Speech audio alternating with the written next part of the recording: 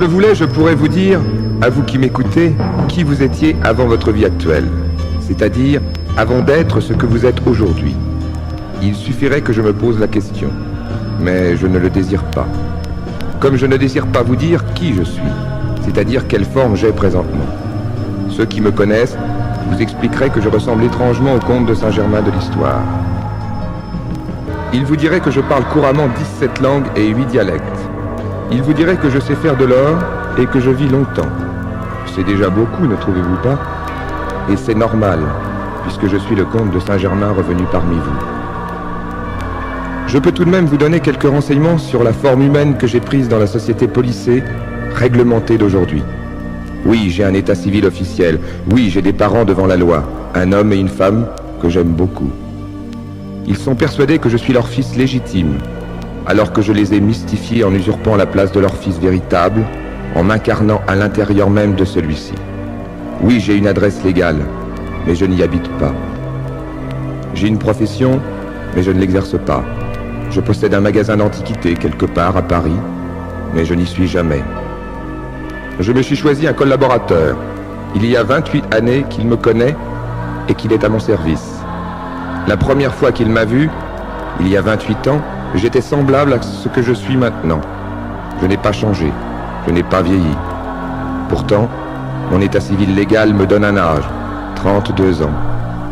J'en ai 17 000, rappelez-vous. Comment je suis revenu parmi vous? J'ai une base en France, elle est à Chartres.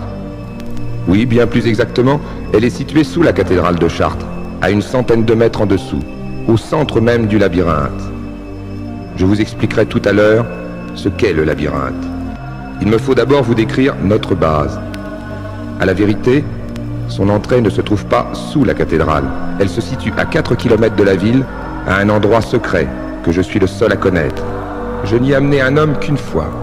Cet homme, dont je tairai le nom parce qu'il ne veut pas qu'on le prononce, est industriel dans l'électronique en Europe. Mais c'est aussi Casanova. Il ne le savait pas avant de me rencontrer et il ne me croyait pas. Je voulais le convaincre de sa réalité, alors je l'ai amené à ma base et je lui ai fait parcourir les 4 kilomètres qui séparent la cathédrale de l'entrée. Je lui ai fait vivre un spectacle qu'il n'est pas prêt d'oublier.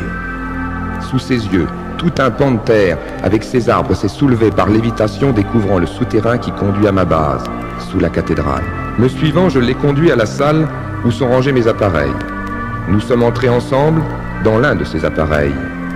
Et il a revécu dans le temps toutes les périodes de sa vie, quand il était riche, très riche, quand il était pauvre, en prison.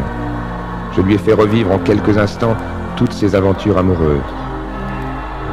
Depuis quelques jours, la base de Chartres a été transférée à Lagartha, au Tibet.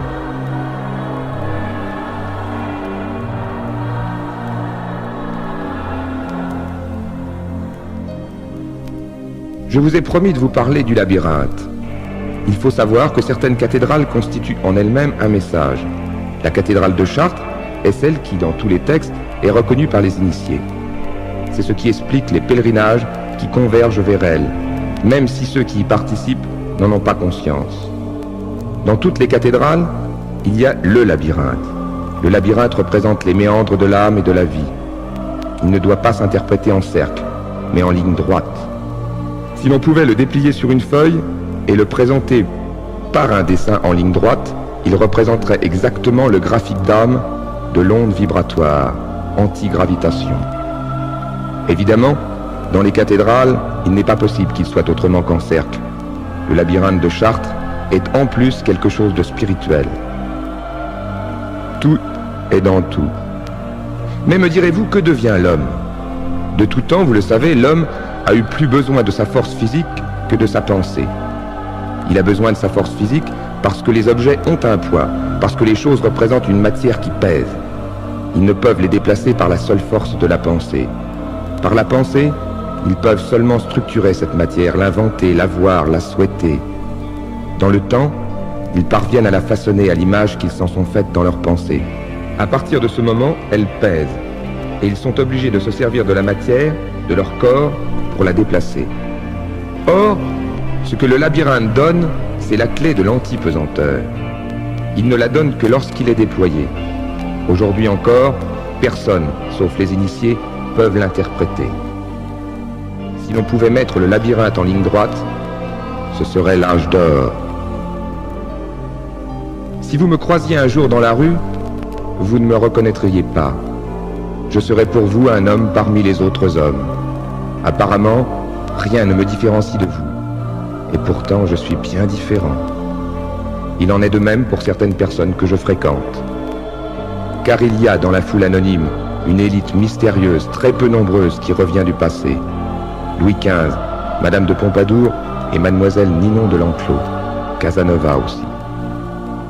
Avant de dire par exemple à Mademoiselle de l'Enclos qui elle était, j'ai fait une projection dans l'astral de cette personne plusieurs mois à l'avance. Je l'avais rencontrée dans un ancien prieuré, devenu aujourd'hui une auberge. C'est après que j'ai eu la certitude morale de son affiliation astrale avec Ninon de l'Enclos, que j'ai pu lui dire cette chose déterminante pour elle, cette chose qui a modifié le cours de son existence actuelle. Vous n'êtes pas celle que vous croyez être, mademoiselle. Vous êtes Ninon de l'Enclos.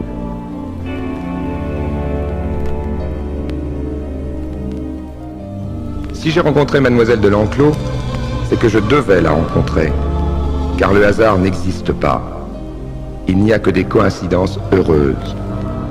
Il en a été de même pour Madame de Pompadour, que j'ai fixée à l'âge de 24 ans, et qui aura toujours l'apparence d'avoir 24 ans, comme j'ai moi-même celle d'en avoir 30. Elle a été réintégrée par moi grâce à mon produit, à l'état de très jolie femme qu'elle était. Car la beauté a été atteinte au XVIIIe siècle. Madame de Pompadour rencontre actuellement Louis XV 4 fois par an dans le midi de la France, où il a décidé de fixer sa résidence. Le roi n'aurait pas pu poursuivre avec nous cette aventure s'il n'avait pu revoir Madame de Pompadour. Nous l'avons rejoint l'été dernier à Eden Rock, où nous avons passé 14 jours ensemble. Ce furent des vacances très 20e siècle. Théâtre, bateau, automobile, nightclub. Rien ne nous distinguait des autres, parce que rien ne devait nous distinguer d'eux. Il aime à dîner chez ses amis, et il en a de nombreux sur la Côte d'Azur et dans le Midi. À chacun ses mauvais goûts, comme disait Mademoiselle de l'Enclos. J'aime les femmes. Pourtant, j'ai toujours eu une vie sentimentale extrêmement prudente, parce que je ne pouvais pas, et je ne veux toujours pas, m'aliéner les difficultés qu'un sentiment fait naître. Je ne peux pas tomber dans ces pièges, parce que cela irait à contre-courant de ce que je projette et de ce que je fais. Au XVIIIe siècle, mes contacts avec celles de la cour sont toujours restés cachés. Je les obligeais à garder le secret en usant de cette chose extrêmement féminine, la coquetterie. En leur donnant mon produit, ou en leur faisant croire que je le leur donnais, c'était le plus souvent de l'eau distillée, en leur procurant des fards et des onguents efficaces, je les tenais à ma merci.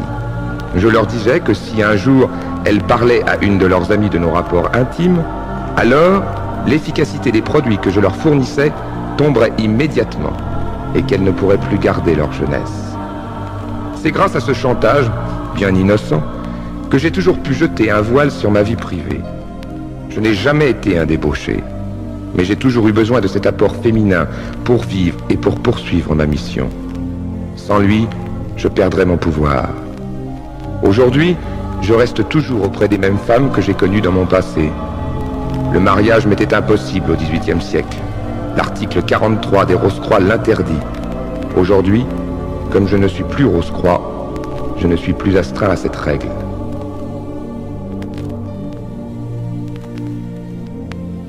Je veux un instant cesser de parler de moi pour répéter cette vérité que j'ai pu vérifier. La Terre est creuse. L'Agartha en est la preuve, même si les humains ne sont pas encore parvenus à faire la preuve de l'Agartha.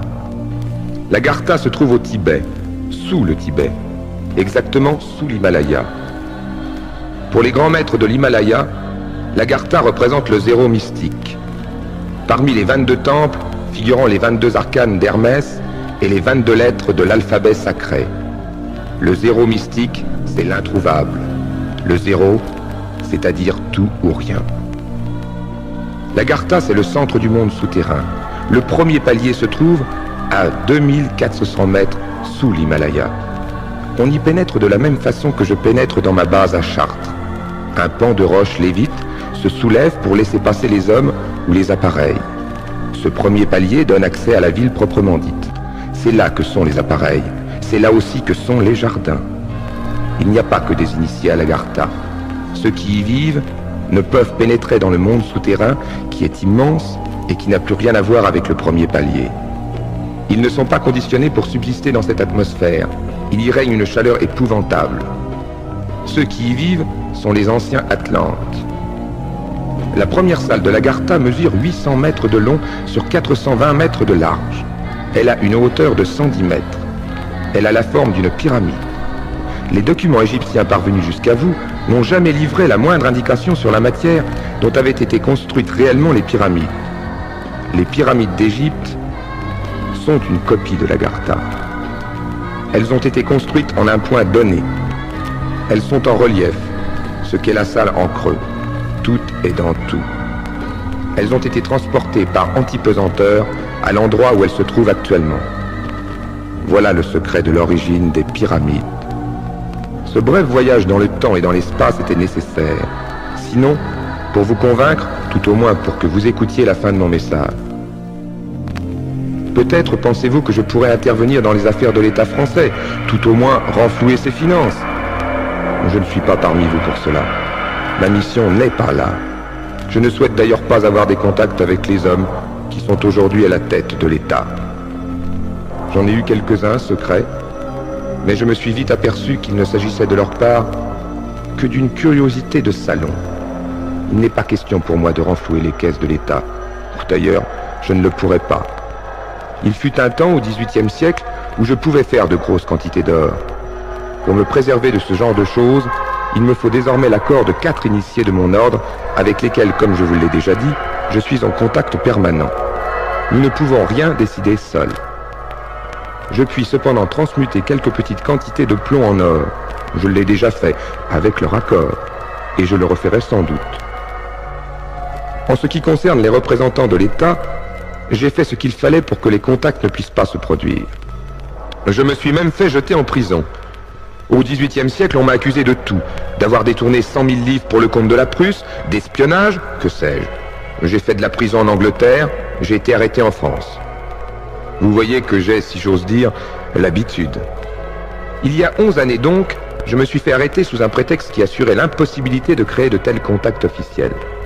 À la vérité, la cause de cette arrestation et de la condamnation qui a suivi, c'est moi qui l'ai forgée de toutes pièces pour la raison que je viens de vous rapporter. Bien entendu, les véritables raisons resteront toujours secrètes. Mais désormais, je suis libre de vous dire pourquoi je suis parmi vous. Si j'ai décidé de prêter ma voix pour l'enregistrement de ce disque, c'est qu'il me fallait d'une seule fois toucher des millions d'entre vous. Parce que les temps sont venus où le dernier signe s'accomplira. En 1939, les chefs d'État ont été contactés, prévenus, avertis par nos soins. Ils ne nous ont pas cru. Aujourd'hui, la même opération, plus épouvantable encore, va se répéter dans un temps qui est très proche pour vous et pour moi. Le 4e signe pour nous fut l'atome, employé par l'homme pour la première fois en 1945, à des fins destructrices, Nagasaki, Hiroshima. Puisque nous sommes dans le temps, et avec le temps, la solution qui viendra de par nous est lorsque le temps s'arrêtera, et que les enfants d'aujourd'hui seront adultes. Cette émission, c'est pour montrer, comme nous l'avons fait 5 fois déjà, que les temps sont venus où le dernier signe s'accomplira dans les 10 années à venir. Le 4e signe pour nous, je vais vous en donner l'explication, a été l'emploi de l'atome par l'homme en 1945 pour détruire ce qu'il avait construit à des fins destructrices,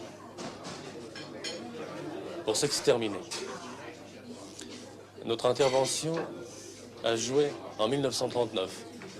Les chefs d'État à cette époque ont été contactés, prévenus, avertis. Et aujourd'hui, la même opération, beaucoup plus épouvantable, va se répéter dans un temps qui est très proche pour vous et pour moi. Да. Что у вас там горит? Взрыв На главном корпусе, третий, четвертый, между третьим и четвертым. А там люди есть? Да, Поднимай на состав. поднимаю, начальника поднял. Так всех. Cette mort qui vient, je ne la vois pas. Je ne la connais pas. Mais si elle doit être vécue, alors je pense que cette mort, nous la vivons déjà actuellement. À ceux qui ont écouté mon message et qui m'ont reçu avec sincérité, à ceux qui m'approchent et me reçoivent, je peux dire encore cette chose, c'est qu'ils ne mourront pas tout à fait. L'esprit de leur matière ne sera pas perdu. Ils se retrouveront à l'Agartha. Tel est mon message. Très attentivement, à vous tous, Saint-Germain.